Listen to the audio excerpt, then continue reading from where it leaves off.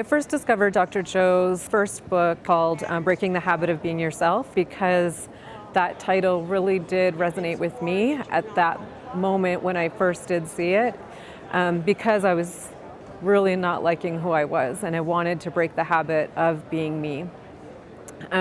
So started reading the book to understand, what was it about and what did I need to do to break the habit. And just leading up to that, there was just a lot of chaos in terms of health for me.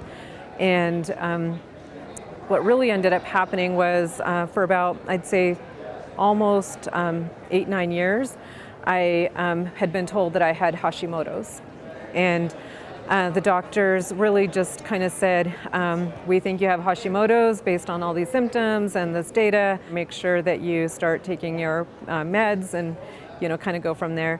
That really did spiral me into a lot of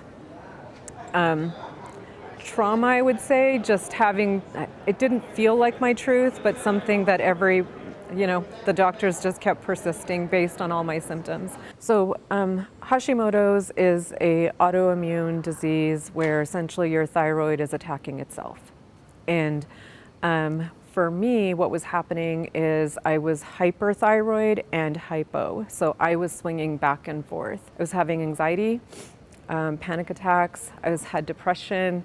I had brain fog. I have a very, I have a corporate job that's analytical in nature. I had to be on, but it took me all my energy from all day long, from 5-6 o'clock at night to the next morning, for me to be able to build up enough energy to be able to then work my my day job and not allow the world to see that I was limited in any way. It was extreme enough to the point where, so I'm taking antidepressants, I'm taking things to help me sleep, I'm getting up in the morning, I'm taking things to help me wake up.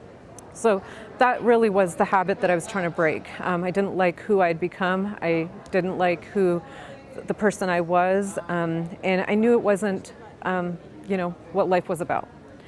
And reading his book started to, bring me into his meditation work. And so I started to work on his meditations.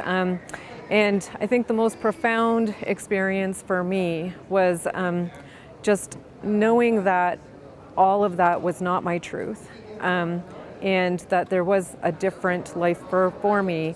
I decided to continue with Dr. Joe's work and registered for Australia 2018 in November. 2018 in Australia, I had the most amazing coherence healings. I think that's really where things became very profound, in that I did have a healing, but I think the underpinning of it all wasn't so much that it healed me from Hashimoto's, but more so that I just got a much grander gift, where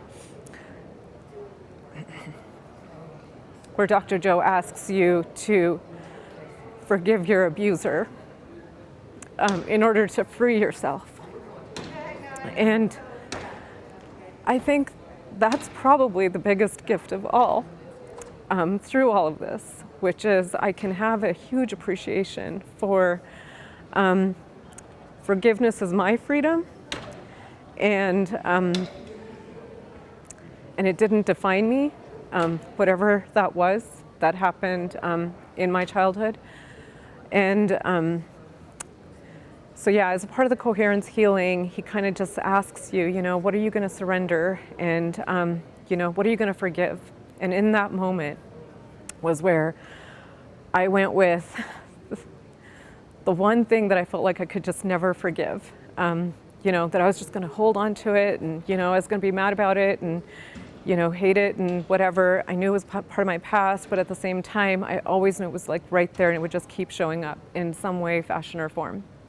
So that first coherence healing, when he said, who are you going to forgive, and how are you going to surrender, that is the moment in which I just said, I will forgive my abuser.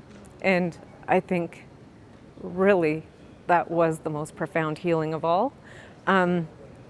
So I would say to the world, or to anybody who's listening, who's been in a situation where they have been abused, whatever that looks like. I am at a place where I feel like it's done. And in 2018, if someone would have said to me that that's what you're going to come out of Australia with, I would have never believed him. I myself, don't even know if I could intentionally have, set that as an intention, because it just feels so overwhelming and something that just feels so unforgivable in this world, in this lifetime. So to forgive and allow the healing, surrender, I think that really just brought me into a whole new level of me. The version of me that I always knew that existed and that wasn't defined by that one or series of moments from my childhood. Dr. Joe says, if you can forgive and then you can just love, and you've really then created freedom for yourself. So to me, that was still part that I was holding on to. I was like, okay, I'll forgive him, and I'll go my merry way, only to realize that there was still more that had to be done there for getting to a point where it is possible. It's possible to love and forgive, knowing that they are just as human as we are, and knowing that they've got their journey while we've got ours. In 2018, I kind of didn't believe that I had a spontaneous healing, right? And I said, you know what, I'm gonna kind of wait a bit and then I'm gonna get back to you guys, right? Because I was just not sure. And I think it was about a month or so later that I was like, okay, Sonia, do you believe in what happened?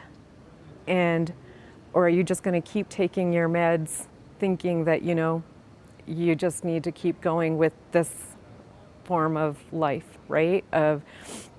So, I would tell people, ask your doctor first, but for me personally, I did come to a point where I realized, and I just knew in every cell of my body that Hashimoto's was gone, and I no longer needed any of the medications that I was taking. And so I was able to, just stop the meds and live a med-free life. So, yeah. I just wanted to, let people know that it does take time for you to understand and believe, but then you have to get to that point where you say something like, do you believe? And are you gonna walk as if, or just keep holding on to the old? Yesterday, I walked in my meditation when Dr. Joe in the meditation says, who are you? And who are you walking as? And I said, I'm walking as me, and I'm free. Free.